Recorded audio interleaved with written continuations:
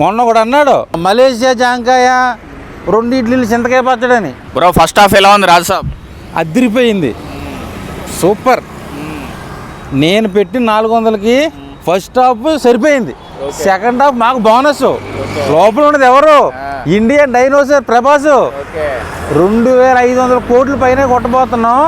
Raja Saab parking కలెక్షన్లే 100 కోట్లు వస్తాయి. Interval twist ఎలా ఉంది? తాత ఇప్పుడే ఎంట్రీ అయ్యాడు మా రాజాసాబ్.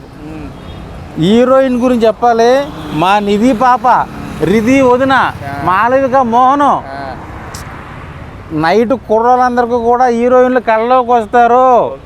అదిరిపోయింది. బాసులందరికీ బాసు ప్రభాసా? బాసుకే బాసు మా ప్రభాసు. మా నిధి వదిన మీద ఒట్టు, రాజాసాబ్ హిట్ హిట్.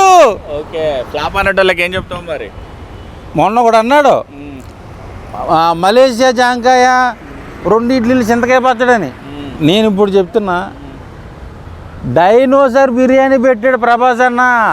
నాటుకోడి బిర్యానీ కోసం వెళ్తే డైనోసార్ బిర్యానీ పెట్టాడు. పాన్ ఇండియా లెవెల్లో 2500 కోట్లు కొట్టబోతున్నాం. ప్రభాస్ అభిమానులందరికీ ఈ సంక్రాంతి పండగకి గిఫ్ట్. ఓకే, సెకండ్ హాఫ్ చెప్తావా మరి?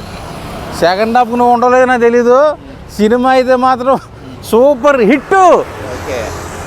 మేము ఇంతవరకు మిస్ అయిన ఆ ప్రభాసంలో ఆ కామెడీ, ఆ డ్యాన్సు, ఆ ఫైట్స్, ఆ ఎలివేషన్స్ అన్నీ కూడా మారుతి అన్న మాకు ఈ సినిమాతో తిరిగి ఇచ్చేశాడు.